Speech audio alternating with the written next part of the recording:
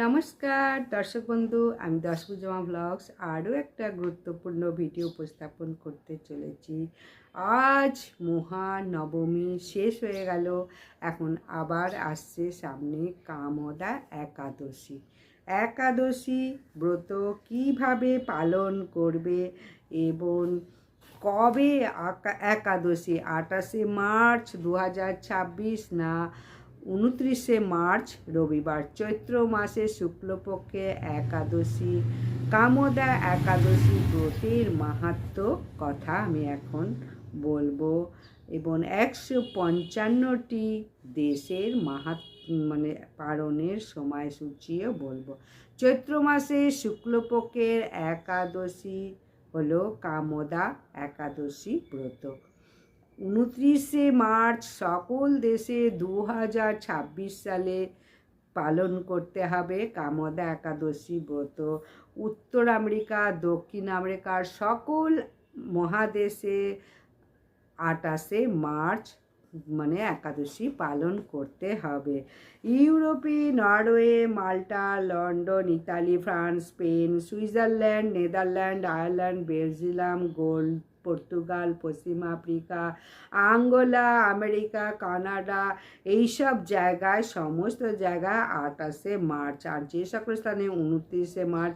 Bharat, Bangladesh, Nepal, Singapore, Malaysia, Japan, Korea, চীন সহ Asia মহাদেশের সকল দেশে, Dubai, Bahrain, Australia, New Zealand, Russia, Germany, Finland, Sweden, Denmark, Ukraine, Greece, Croatia, Austria, চেক রিপাবলিক, পূর্ব আফ্রিকা, সেশেলস, মিশর, ইথিওপিয়া, এইসব দেশে 29 মার্চ একাদশী পালন করতে হবে। তাহলে চৈত্র মাসে 29 মার্চ একাদশী ব্রত কোথায় পালন করতে হবে, কিভাবে পালন করতে হবে, সংকল্প মন্ত্র, পারণ মন্ত্র, বিধি নিষেধ সমস্ত তো বলেই দিয়েছি। আগের দিনকে দন্তমঞ্জন করে নিতে হবে, রুটি বা অন্ন প্রসাদ গ্রহণ করে। যারা নির্জলা করবে তাদের পক্ষে তো খুবই ভালো, যারা নির্জলা করতে পারবে না তারা ফলমূলাদি গ্রহণ করে একাদশী ব্রত পালন করবে। ফল, জল, সাবুদানার পায়েস, আলু, কাঠবাদাম, বাদাম এইসবগুলো রান্না করেও খেতে পারবে, বিশুদ্ধ ঘি বা সাদা তেল। একাদশীতে কাউন, চিয়া সিড, ওটস, বাজরা, শ্যামা চাল এগুলো কিন্তু বর্জনীয়। ডালিয়া, ছোলাও বর্জনীয়। পঞ্চ রবি শস্য পুরো বর্জনীয়। একাদশীতে বেশি বেশি নাম জপ করবে, ভগবানের সেবা পূজা করবে, পুষ্পপত্র, তুলসী পত্র অর্পণ করবে এবং ভগবানকে আরতি করবে। ঘিয়ের প্রদীপ জ্বালিয়ে মাতা তুলসী মহারানীকে বেশি বেশি করে পূজা করবে, জল সিঞ্চন করবে, প্রদক্ষিণ করবে এই কামদা একাদশী ব্রতের দিন। গীতা, ভাগবত এগুলো পাঠ করতে পারো। শ্রীকৃষ্ণের অষ্টতর শতনাম, শ্রীকৃষ্ণের তোস্তক, সমস্ত কিছু যত ভগবানের অর্চিত জিনিস আছে সেগুলো একাদশীর দিন সারা দিন ভগবানের নিকটে বাস করবে।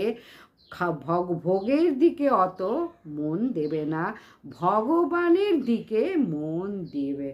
তাহলে আজ আমি এখন বলবো একাদশী ব্রতের মাহাত্ম্য কথা। কামদা একাদশী ব্রতের মাহাত্ম্য সঠিকভাবে পালন করো একাদশী ব্রত। পরের দিনকে রুটি বা ছাতু বা মুড়ি গ্রহণ করে পালন করো। চৈত্র মাসে কামদা একাদশী ব্রতের মাহাত্ম্য। চৈত্র মাসে শুক্লপক্ষে কামদা একাদশী ব্রত নির্দিষ্ট সময়ের মধ্যে অন্ন, ছাতু, চিড়া, মুড়ি গ্রহণ করে পালন সমাপ্ত করো। 30 মার্চ সোমবার চৈত্র মাসের শুক্লপক্ষের কামোদা একাদশী ব্রত মাহাত্ম্য কথা বলবো। বরাহ পুরাণে বর্ণিত রয়েছে এই চৈত্র মাসের শুক্লপক্ষের একাদশী ব্রত কথা। মহারাজ যুধিষ্ঠির বললেন, হে বাসুদেব, আপনি কৃপা করে আমার কাছে চৈত্র মাসের শুক্লপক্ষের একাদশীর মহিমা কীর্তন করুন। শ্রীকৃষ্ণ বললেন, হে মহারাজ, এই একাদশী ব্রত সম্পর্কে এক বিচিত্র কাহিনী বর্ণনা করছি, আপনি এক মন দিয়ে তা শ্রবণ করুন। এবং পূর্বে এই ব্রত কথা কীর্তন করেছিলেন মহর্ষি বশিষ্ঠ মহারাজ দিলীপের কৌতূহলী নিবারণের জন্য এই ব্রত কথা কীর্তন করেছিলেন। ঋষি বৈশিষ্ট্য বললেন, হে মহারাজ, চৈত্র মাসের শুক্লপক্ষের একাদশীর নাম কামদা। এই তিথি পাপনাশক পুণ্যদায়িনী। পূর্বকালে মনোরম নাগপুরে স্বর্ণ নির্মিত গৃহে বিষধর নাগেরা বাস করত। তাদের রাজা ছিলেন পুণ্ডরিক। গন্ধর্ব, কিন্নর, অপ্সরাদের সকলের দ্বারা সেবিত হতেন। সেই পুরী মধ্যে অপ্সরা শ্রেষ্ঠ ললিতা ও ললিত নামে গন্ধর্ব স্বামী স্ত্রী রূপে ঐশ্বর্যপূর্ণ এক গৃহে পরম সুখে দিন যাপন করত।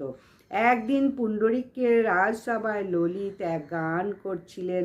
এমন সময় ললিতার কথা তার মনে পড়ল। ফলে সঙ্গীতের স্বর, লয়, তাল সব বিপর্যয় ঘটল। কর্কট নামে এক নাগ ললিতের মনোভাব বুঝতে পারল। গানের ছন্দভঙ্গের ব্যাপারটি সে পুণ্ডরিক রাজার কাছে জানালো। তা শুনে সর্পরাজ ক্রোধ ভরে কামাতুর ললিতকে, রে দুর্মতি, তুই রাক্ষস শরীর দেখে ললিতা মহা দুঃখে চিন্তা ব্যাকুল হলেন। স্বেচ্ছাচারী রাক্ষস ললিত দুর্গম বনে ভ্রমণ করতে লাগলো। ললিতা কিন্তু তার সঙ্গ ত্যাগ করল না। ললিত নির্দয়ভাবে মানুষ ভক্ষণ করত। এই পাপের ফলে তার মনে বিন্দুমাত্র শান্তি ছিল না। পতির সেই দুরবস্থা দেখে ব্যথিত চিত্তে রোদন করতে করতে ললিত গভীর বনে প্রবেশ করল। একদিন ললিতা বিন্ধ্য পর্বতে উপস্থিত হলো। সেখানে ঋষ্যশৃঙ্গ মুনির আশ্রম দর্শন করে মুনির কাছে হাজির হলো। তার চরণে প্রণাম করে সেখানে দাঁড়িয়ে রইল। মুনিবর জিজ্ঞাসা করলেন, হে সুন্দরী, তুমি কে, কার কন্যা, কী কারণেই বা এই গভীর বনে এসেছো, তা সত্য করে বলো। তদুত্তরে ললিতা বলল, হে প্রভু, আমি বীরধন্যা গন্ধর্বের কন্যা। আমার নাম ললিতা। আমার পতি পিচাসত্ব দূর হয় এমন কোনো উপায় জানাবার জন্য এখানে এসেছি। তখন ঋষি বললেন, চৈত্র মাসের শুক্লপক্ষের কামদা নামে যে একাদশী আছে, তুমি সেই ব্রত যথাবিধি পালন করো। এই ব্রতের পুণ্যফল তোমার স্বামীকে অর্পণ করলে তৎক্ষণাৎ তার সমস্ত পাপ বিনষ্ট হবে। বশিষ্ঠ বললেন, হে মহারাজ দিলীপ, মুনির কথা শুনে ললিতা আনন্দ সহকারে কামদা একাদশী পালন করলেন। তারপর ব্রাহ্মণ ও বাসুদেবের সামনে পতির উদ্ধারের জন্য আমি যে কামদা একাদশী ব্রত পালন করেছি তার সমস্ত ফল আমার পতির উদ্দেশ্যে অর্পণ করলাম। এই পুণ্যের প্রভাবে তার পূজাসত্ব দূর হোক। এই কথা উচ্চারণ মাত্রই ললিতা পাপ মুক্ত হয়ে দিব্য দেহ প্রাপ্ত হলো। পুনরায় গন্ধর্ব দেহ লাভ করে ললিতার সাথে সে মিলিত হলো। তারা বিমানে করে গন্ধর্ব লোকে গমন করলো।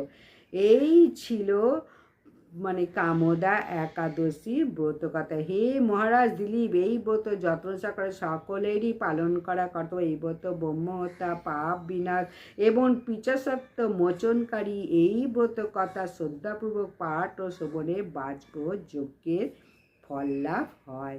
তাই এই ছিল কামদা একাদশী ব্রত মাহাত্ম্য।